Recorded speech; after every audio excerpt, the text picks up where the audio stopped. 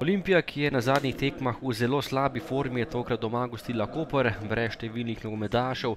Koprčani v vlogi favorita in boj za prvo mesto bi bil v primeru zmage še naprej odprt. Ampak tekma se ni pričela po željah Koprčanov, tole je že prva akcija Olimpije, velika zmeda pred vrati Kopra. Trifković je poslal žogo pred vrata, brani Simčič, potem pa je odbito žogo pospravil mrežo Boban Jović in popeljal domače do prednosti 1:0. Presenečenje v Ljubljani, Jović pa je bil enak prvega polčasa.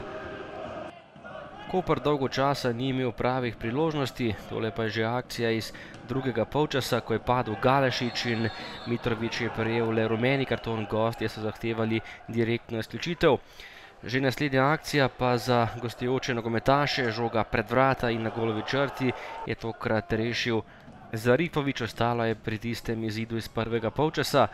Nova akcija Olimpije, poizkušal je Kapun, na pravem mestu pa Vasja Simčič, ki je imel tokrat nekaj malega težav.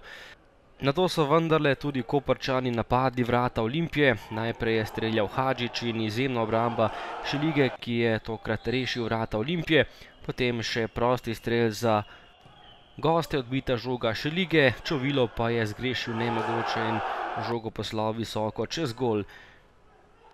Še en poskus Primorcev, tokrat je v daleč meril Lotrič, na pravem mestu Šeliga, ki je zaklenil svoja vrata. In to je bila hkrati še zadnja prava nevarna akcija tekme. Končalo se je z minimalno zmago Olimpije, ki je vendarle prekinila izjemno negativen niz. Koprčani pa so zapravili veliko priložnost, da bi se približali Mariboru na vrhu lestvice.